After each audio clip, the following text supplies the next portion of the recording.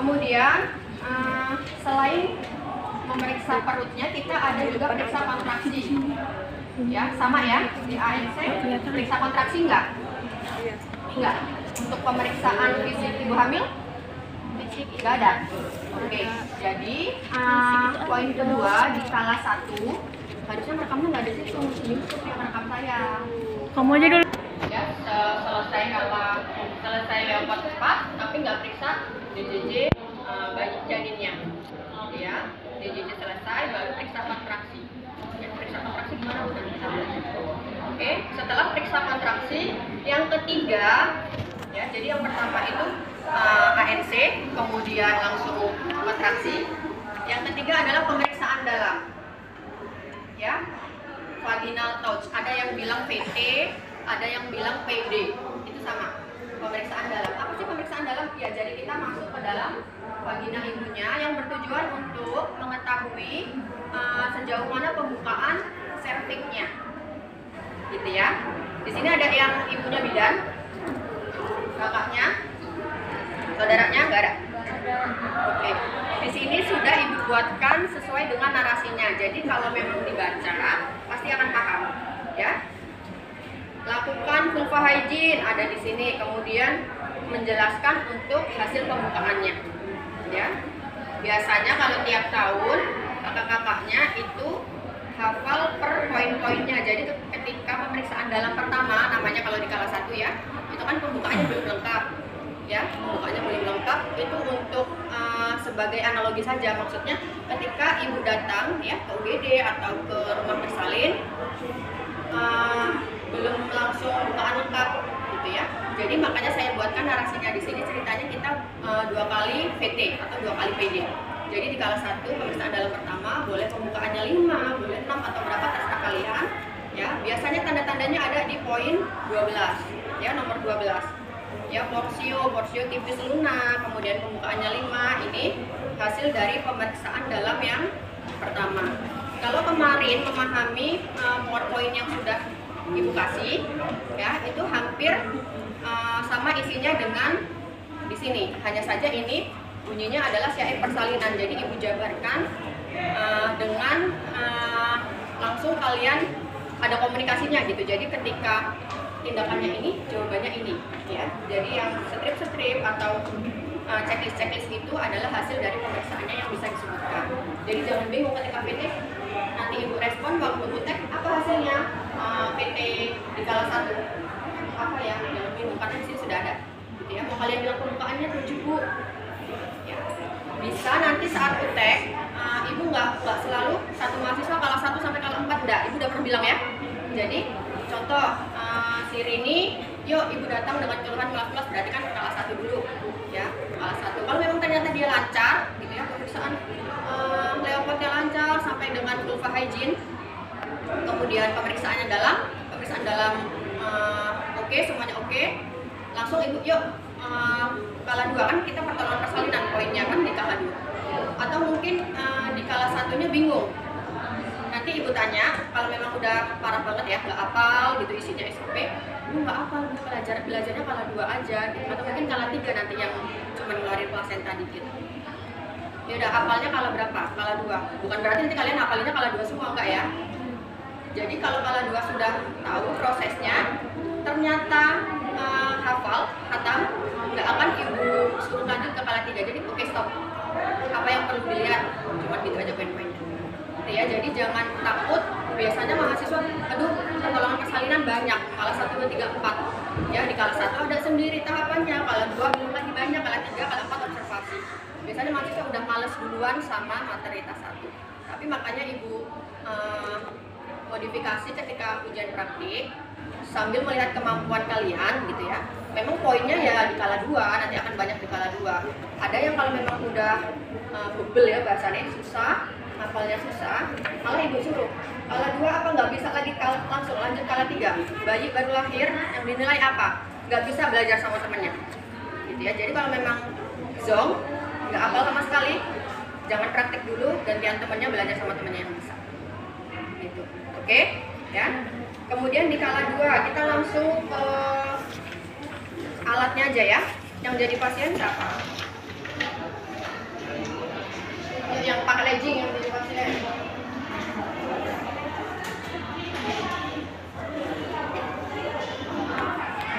Dinela berdiri, Dinela.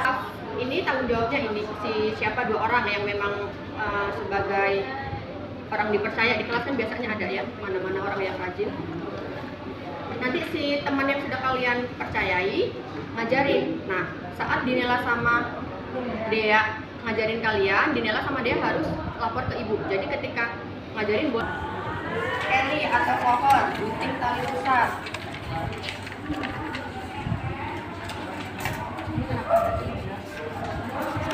Ini ya, sudah pada pegang alat, pernah pegang klem Eli? Pernah ya?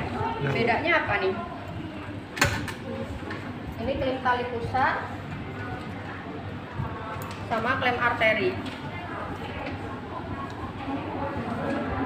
Apa bedanya? Ujungnya ya. Ini namanya klem arteri. Kenapa?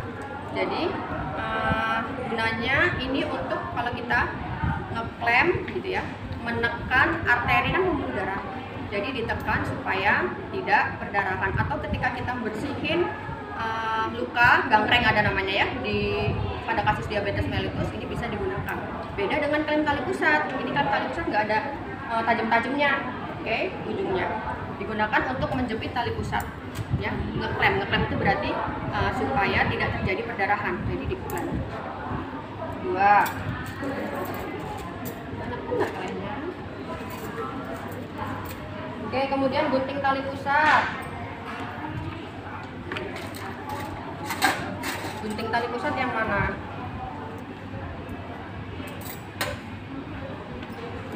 Ini apa ini? Itu, yang bengkok. Ini apa? Ini apa nih? Untuk apa? Siapa yang booking ini? Booking. Gunting epis yang ini. Gunting epis hampir mirip dengan gunting perban. Bedanya di gunting perban ada, mana gunting perbannya? Gunting perban dia ada benjol di sini. Ya, kalau gunting epis itu untuk apa? Untuk gunting vagina. Ya, dia nggak ada tambahan benjolan di sini. Kemudian setengah kohor. Setengah kohor gunanya untuk memecahkan selaput amnion atau namanya amniotomi. Jadi kita mecahin selaput ketuban. Kemudian 1,5 sarung tangan DTT, maksudnya steril ya.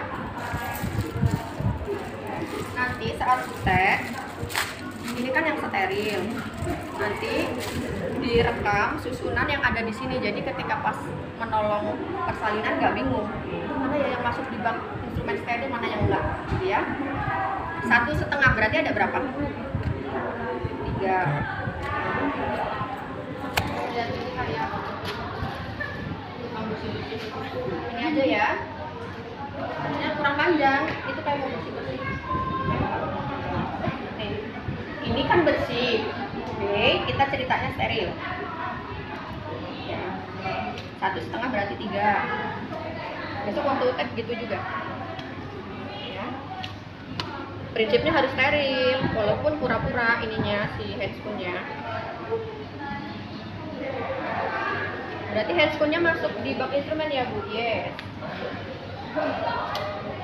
Tapi kalau di lapangan kan handscoon steril gitu ya. Itu bisa dimasukin. Kemudian apa lagi? Kateter nelaton. Kateter nelaton ini. Ya. Ini dimasukin ke lubang pipis. Ini ya. Lubang pipis di bawah klitoris, di atas vagina.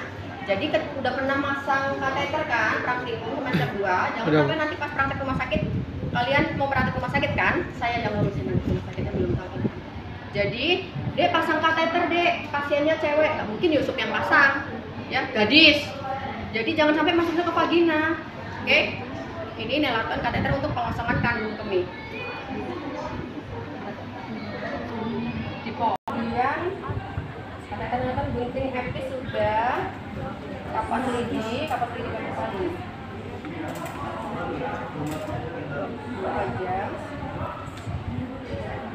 2 duk. Nah kalau di konsepnya duk memang begini ya, untuk masang kateter gitu ya, tapi ini duk itu bolong. Tapi ini kita pakainya duknya duk yang untuk pengalas ibu postpartum. Kalau di sini, lihat sini, nggak ada duk besar yang bahannya cutting begini. Jadi kita bisa menggunakan popok bayi. Ya, jadi nanti yang kurang popok bayi diambil, si pennya apa? Rini si pen. Nah, nanti habis ini ambil ya. Yang kurang duk ya, jadi minta popok 2. Kemudian bak instrumen berisi cairan nanti bisa di sini. Spek, ampul oksitosin, dilinya mana? Dili, catat mbak, dili. Biskot ada, bengkok mbak 2 kain bersih, 2 kandung, lemek ada, perlat, tensia, deterjen juga, tempat sampah atau plastik kayak itu, oke. Sudah ya, jadi yang belum apa tuh? Dili sama bengkok.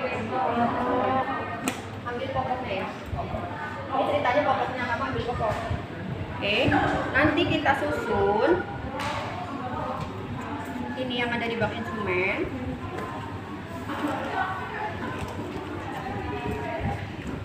Duk 1,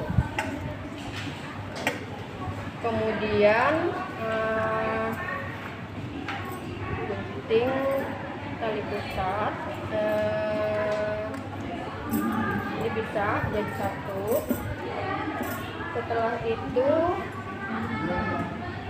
oh yang belum mbak ya sebenarnya ya, kita pakai kan itu ada cairan DTT kecil ya, ada bak instrumen, si pennya nggak cuma ini kan, ada bak instrumen yang kecil kayak wadah sambal itu, yang kecil segini. Apa bu? Bak instrumen, apa ini namanya? Om kecil tanpa tutup, om betadin gitu. Om betadin di sini, kita nanti ada betadinnya di sini. Untuk apa? Ketika kita mau motong tali pusat adiknya sama mau episiotomi. Kemudian ini kalau memang harus dilakukan epis, tutup ya, popok yang kedua baru handscoon. Paham ya? Bu, emang kenapa bu kalau handscoonnya di sini? Ribet nggak? Kan kalian nanti ngomong korentang dulu ada.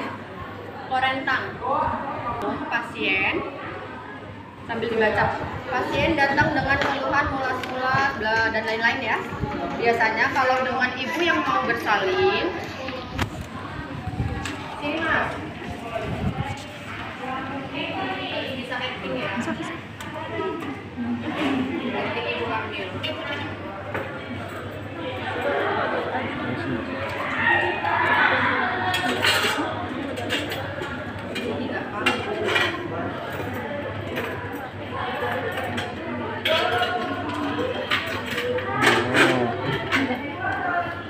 Apa keluhannya gimana ini? Gimana? Udah dibaca belum? Ibu datang dengan keluhan mulas-mulas, keluar darah dan cairan dari vagina. Ya ibunya kan nggak punya vagina. Jadi mulas, kamu jangan sok cool, mulas bu, gitu kan? Ketika nanti kita tanya, ibu datang sama siapa? Jangan langsung ingat. Ketika ada siapapun yang nggak hanya ibu hamil, pasien manapun, ketika kalian bekerja di rumah sakit atau klinik, jangan langsung memberikan tindakan, tapi namanya anamnesa tanya, ya. Anamnesa nggak harus dengan megang catatan dan tanya. Bisa kita langsung, kalau ibunya udah mulus-mulus orang mau beranak ditanyain begini-begini, yang ada dimarahin. Berisik banget sih mbak, nggak tahu apa lahiran, pasti kayak gitu. Ya jadi ibu kesini sama siapa, diantar siapa, apa yang dirasain, gitu. Terus mulus-mulus anak keberapa bu, hamil keberapa, ya ditanyain. Kemudian setelah ibu datang dengan keluhan mulas-mulas, kita timbang berat badan ibunya. Ya. Kemudian sama ukur tinggi badan, biasanya kalau di UGD itu nempel di dinding. Timbang bu, aduh ibunya aktif banget. banget. Oke, kemudian kita ukur tinggi badannya.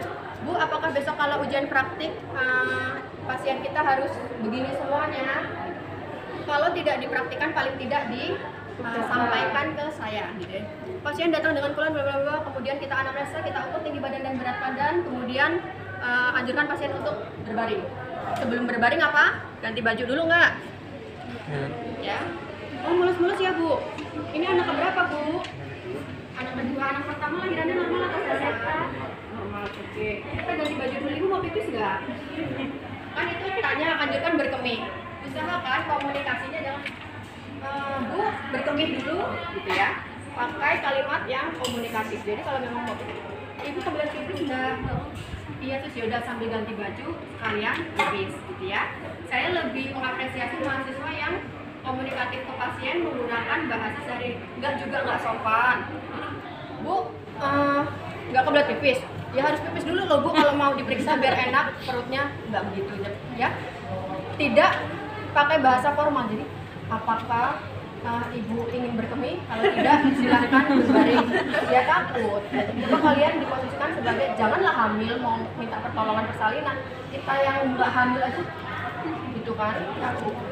Yuk, iki bantalin deh. Naik perut ibunya, ya. Enggak enak, kamu kakinya ke sini aja.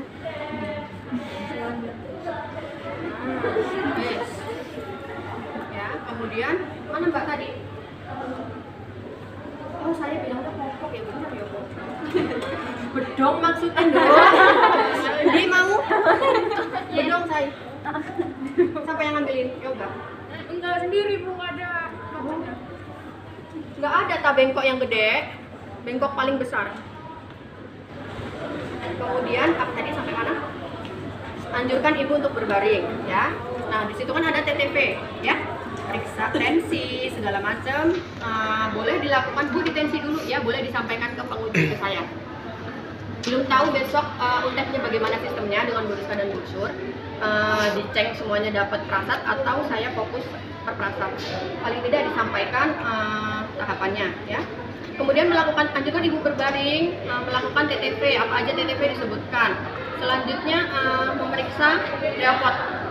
Oke. Leopard 1. Leopard 1 bertujuan untuk cek mengukur tinggi fundus uteri dan memperkirakan. Maternitas bukan berarti hanya cewek-cewek aja yang hafal. Apa tujuannya? Buku undi. Bukunya si siapa ini? Buku saya. Dan bagian teratas dari fundus. Itu kan punya kalian. Coret-coretlah di situ tambahan, nggak usah pakai blok note. Fundus uteri dan bagian teratas dari fundus. Bagaimana caranya? Kita kumpulkan. Bu diperiksa dulu ya Bu perutnya. Jangan langsung pecat-pecat aja perut ibu. Bu buka Bu. Ya. Bu diperiksa dengan cara dikumpulkan. Kita kumpulkan bagian perut, tendangan. Kemudian kita tekan bagian fundus. Jangan lupa ambil midline. Bu dilepas berarti nyari midline. Boleh sebelum palpasi ya. Sebelum palpasi kita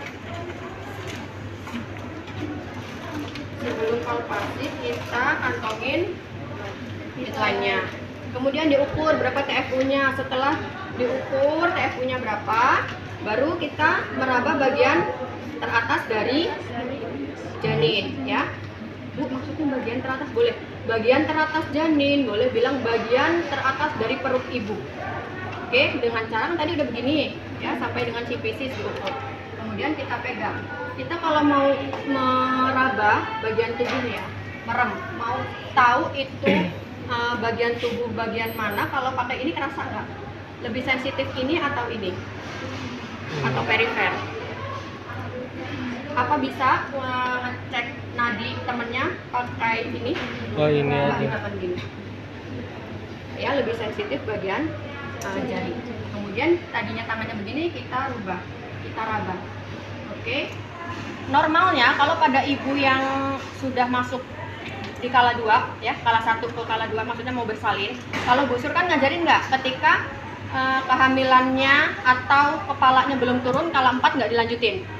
sampai kala 3 aja gitu ya. Nah, kalau sudah dengan ibu ya, tidak ada yang nggak dilakukan lah, mau bersalin masa ya kepalanya masih di atas gitu ya. Jadi semuanya pasti dilakukan. Bagian teratas teraba, bulat, keras. Bokong apa kalau bokong? Padat ya. Bulat, padat, apa? Teraba apa? Lunak. Terus bulat. Gimana Bu Sur ngajarinnya? Atau mau saya yang ngajarin ntar bingung. Maksudnya dari saya dengan Bu Sur dikomben ya bingung kalian. Bulat, padat, tidak melenting. Itu enggak? Enggak. Terus yang diwarnai opo? Bulat, lunak, tidak melenting. Tidak melentingnya nggak ada.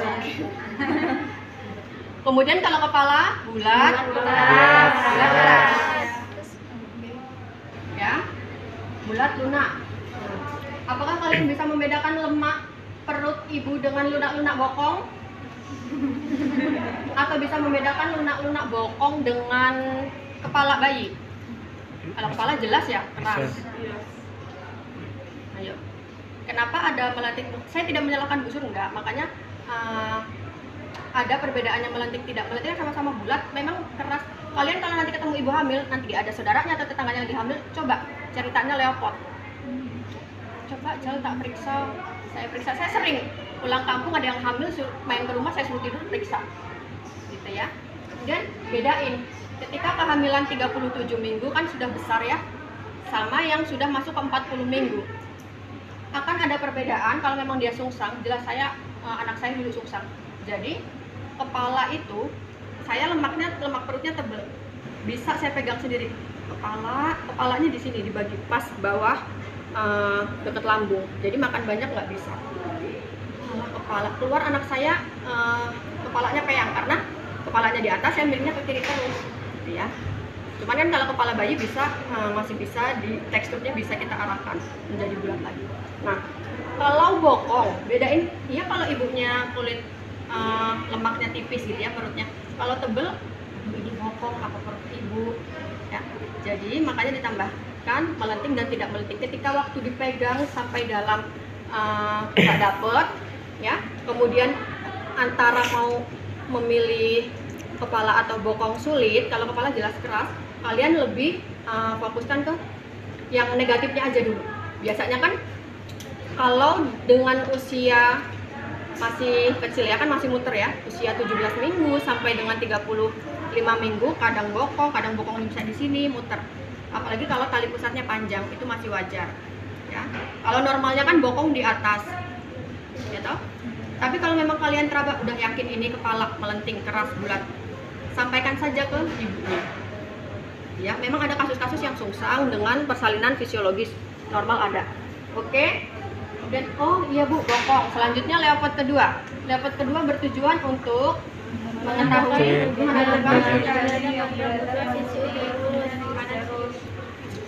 untuk mengetahui kanan kiri sisi perut ibu ya. Oke, kalau mau periksa yang sini berarti yang sini tekan apa dapatnya. Kemudian leopard 3 bertujuan untuk nentuin bagian janin apa yang ada di bagian terendah yang ada ibu, begini ya. Selanjutnya leopard 4 nentuin udah sejauh mana. Oke, di leopard 4 itu kita menghadap ke kaki ibu. Sejauh mana itu pakai jari ya, kita raba. Kalau konsepnya secara detail itu ada namanya konvergen, divergen gitu ya. Tapi kalau untuk S1 kalian tidak perlu memahami sejauh mana, itu ada 5 bagian, 1/5, 2/5 gitu.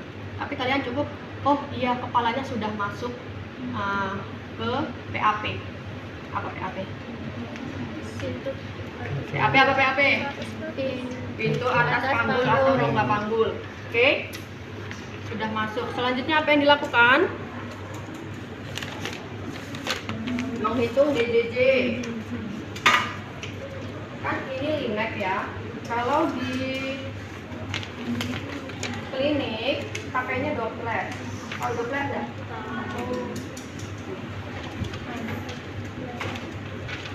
Bagian punggung di mana itu yang kita letakkan lineknya. tadi bagian punggungnya di bagian kanan perut ibu contoh. Kalau di bagian kiri ya berarti kita muter pindah ke kanan. Nah, usahakan 3 jari dari pusat umbilikus ibu, ya, pusat atau umbilikus. Oke. Kalau ternyata tadi punggungnya di kanan, berarti kira-kira 3 jari kita letakkan. Bu, tangannya di samping sini, Bu. Hidungan pusatnya ya. Oke. Kita mendengarkan linek, diajarin nggak dengan brosur yang manual ini? Diajarin nggak? Oke, tangannya boleh nggak megang ini? Oke, tempelkan. Ngadepnya kemana? Ke sana atau ke sini? Ke sana. Terus tangannya pegang nadi. Pegang apa nih? Nadi apa? Radialis. Oke. Identik kalau ini, oh bener nih, denyut jantung janin. Itu yang membedakan apa dengan nadi yang kita pegang nih? Lebih cepat dan kuat. Jadi ketika dentukannya ya, kalau memang waktu megang punya emasnya, ibunya dengan detakan yang di sini sama, jeduk, berarti kan itu pembuluh darah atau usus ibunya. Kita cari, Bu, kalau nggak langsung ketemu gimana? Oke, ya digeser-geser linek. Ya, detak jantungnya lebih cepat. Jadi kalau di sini baru 1 detik, biasanya di sini sudah 2. Oke, selanjutnya kita menghitung kontraksi dengan cara meletakkan jari tangan di atas perut ibu. Ya.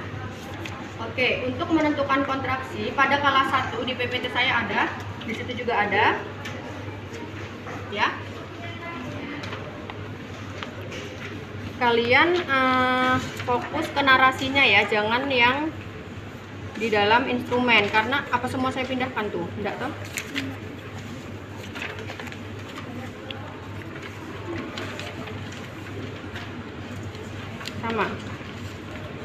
Sama ya.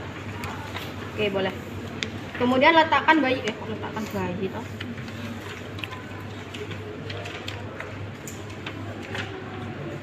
Oke, kala 1 penilaian kontraksi his. Nah, kalau makanya saya bilang untuk yang di kala 1 baca penjelasannya yang di depan. Nih ya, kalau yang di tabel ya, baca penjelasannya yang depan. Nih. Oke. Ibu untuk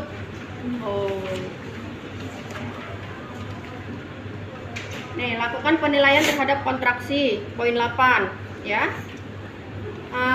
Kalau untuk ibu di kala 1 ya, di kala 1 yang pembukaannya belum lengkap, kemudian kontraksinya kan jenis kontraksi ada 2, ada Braxton His, ada kontraksi persalinan, ya kan? Nah, kalau dengan kasus atau ibu yang datang masih kala 1 itu masuknya ke Braxton His atau kontraksi palsu. Biasanya untuk penilaian His kalau di kala 1 itu kan intensitasnya bisa ringan, bisa sedang, kemudian frekuensi itu berapa kali ya dalam 10 menit. Bu, berarti kalau ngitung ngecek kontraksi 10 menit liatin jam, Bu. Iya, berdiri 10 menit. Ya iya. Gitu. Ini loh yang mau kita tolong 2 orang. Gitu. Jadi jangan sembarangan ketika, Dek, cek kontraksi ibunya, Dek. Apalagi dengan kasus-kasus ibu yang ada bermasalah gitu ya. Kita harus ngecek kontraksinya. Karena kalau dengan ibu hamil yang mau bersalin tapi kontraksinya itu lemah atau nggak ada kontraksi dalam 10 menit yang harusnya kontraksinya 2 kali, berarti kan kita harus melakukan konsultasi dengan dokter. Ya, gunanya kita perawat belajar perawatan maternitas. Jadi nanti, Bu, waktu ngecek kontraksi gimana? Oke, pada kala 1 untuk kontraksinya sedang atau ringan dengan frekuensi 2-3 kali dalam 10 menit. Kemudian apalagi tuh, durasi 20-30 detik. Maksud apa? Bingung? Kan tinggal baca, apa bingung? Ya, jadi ada jawabannya di sini. Selanjutnya kita melakukan vulva hygiene. Duh, banyak banget, Bu, di kala 1, Bu. Oke, vulva hygiene. Berarti membersihkan apa kalau vulva hygiene?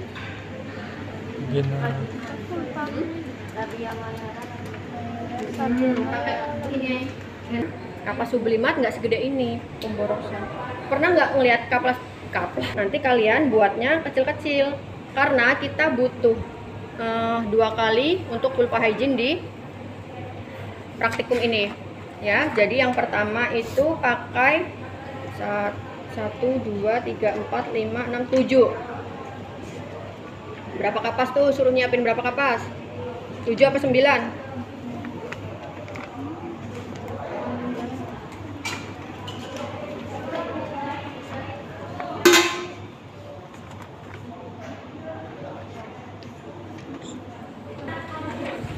Ya, yang pertama, PD, pemeriksaan dalam yang pertama. Sebelum kita melakukan pemeriksaan dalam, kita harus vulva hygiene. Oke, walaupun kita pakai handscoon. Karena kita kapasnya terlalu banyak,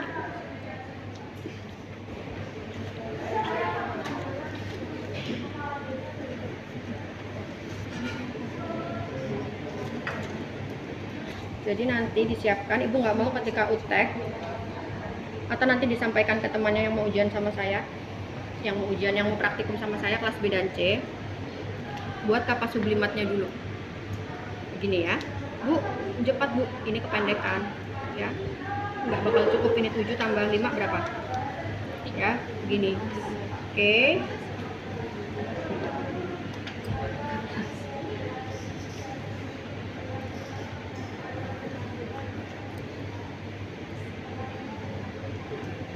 Nanti kita bisa pakai kapas yang udah dipakai PD1 dipakai PD2.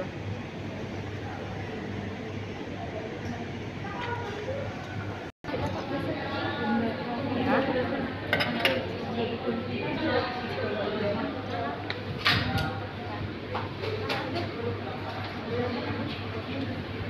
Kita Bu pakai handscoon dulu atau deketin alat dulu, boleh, fleksibel.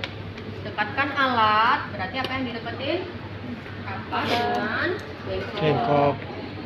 Kita dekatkan, baru menggunakan handscoon. Atau mau Bu pakai handscoon dulu, baru deketin alatnya.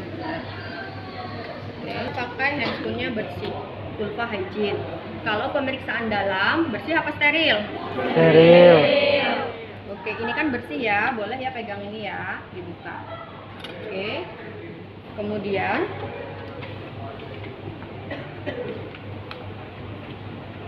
ini kapas dimasukkan ke sini ya.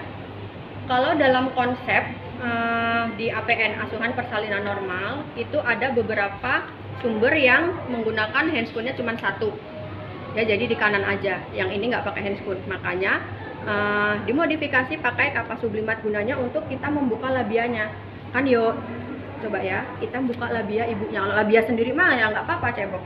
Begini nggak pakai handscoon atau nggak pakai kapas, etikanya dapat nggak? Kebersihannya juga nggak dapat, kemudian safety ke kitanya juga kan nggak tahu ibunya ada sakit atau enggak gitu ya. Jadi kita pakai metode yang APN lain ya, boleh dua-duanya boleh. Handscoon ini dimasukin ke telunjuk sama jempol. Kalau kapas sublimat yang betulan dia sudah nempel ya, jadi kita tinggal masukin begini ya. Bu, masukinnya sampai mana? Sampai bawah? Enggak, yang penting nutupin telunjuk sama ibu jari. Makanya saya suruh kalian siapin sendiri, karena yang mau pakai kan kalian gitu ketika mau UTEK. Jadi prepare, jangan sampai sudah nih, Bu, kapas sublimatnya belum, Bu, oh iya Bu, ini ketinggalan, Bu, handscoonnya habis gitu, biasa jangan kalian. Oke. Sedikit ceritanya nempel ya. Kemudian kita pegang bagian atas dari labia. Ini di PD pertama ya. PD pertama kita boleh ambil, kelap, buang, ambil. Nanti di PD kedua kita cukup langsung ambil 5. Bak instrumennya ditutup lagi, bak instrumen komnya ditutup lagi. Oke. Berarti yang dibersihin yang terjauh dulu. Labia mayora terjauh, buang. Labia mayora terdekat, labia minora terjauh, labia minora terdekat, kemudian vulva hingga anus. Ini ya, set 2. Oke, paham ya? Terjauh, terjauh, terdekat, terdekat, vulva hingga anus. Ini namanya vulva ini semua. Kalau yang di sini vagina. Oke. Besok kalau ini pasien beneran udah dibuang, jangan dimasukin sini lagi. Oke. Selanjutnya tutup. Ini kan handscoonnya bersih. Kita mau melakukan apa setelah vagina vulva hygiene? Pemeriksaan dalam, ya, pemeriksaan dalam. Oke, kita ganti handscoon. Ini disingkirin, ditutup lagi, ya. Kita buka.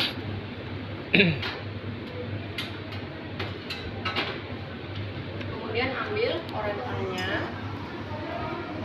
ya.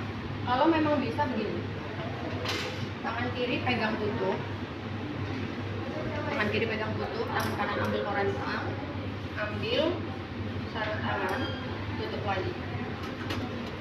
Kan yang steril yang ini ya, dalam kita pegang, ini pulangin. Kemudian kita pakai.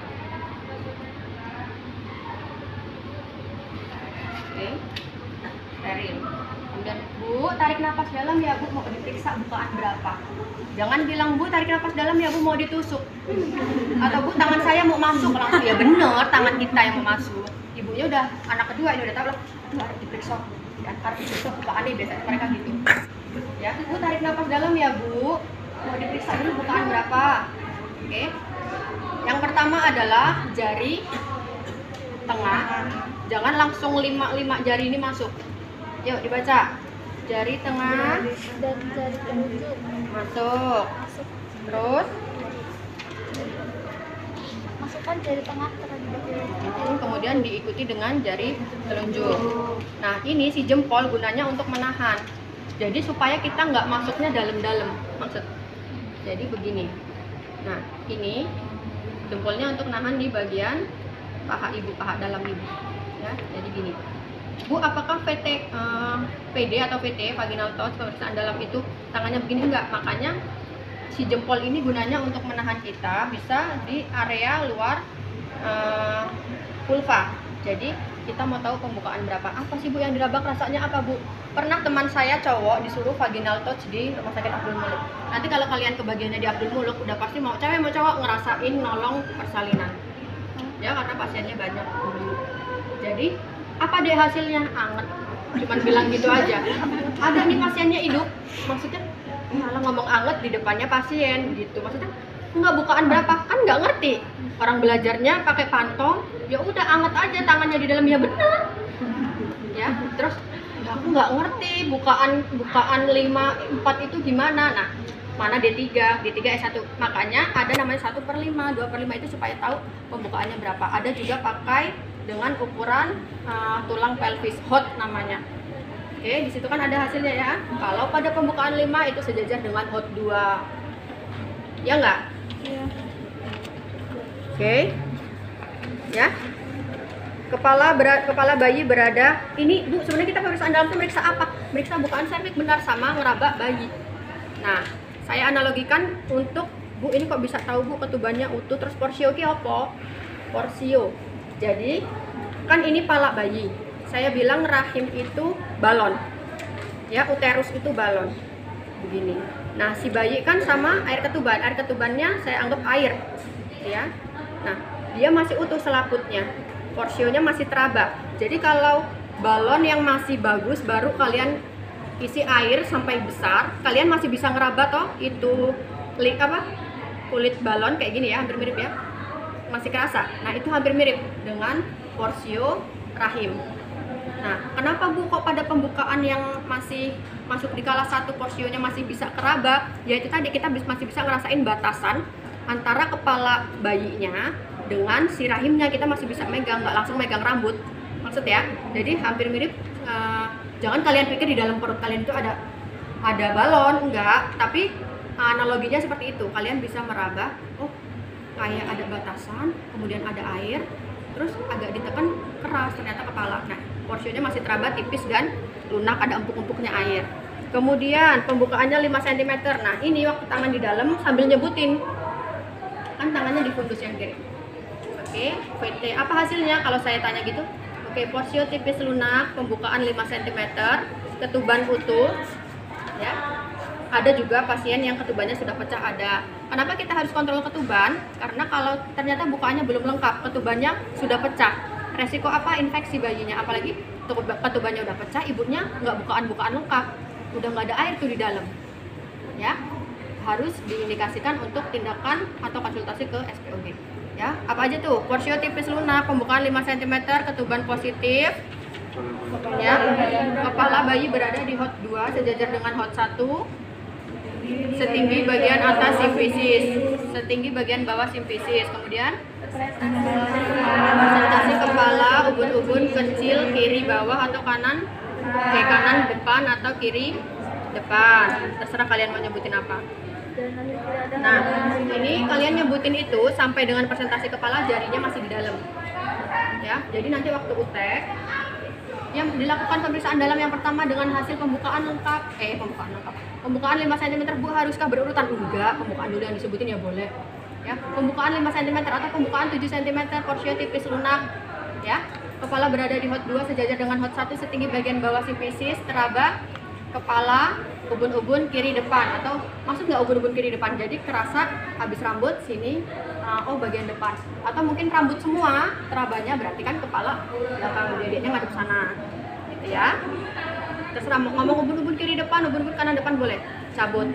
Nah, waktu kita nyabut jari tangan, ini kita sambil meraba, oh ada benjolan nggak, ada halangan nggak, gitu ya, ada tumor nggak, ya. Halangan di jalan lahir, bukan halangan mens.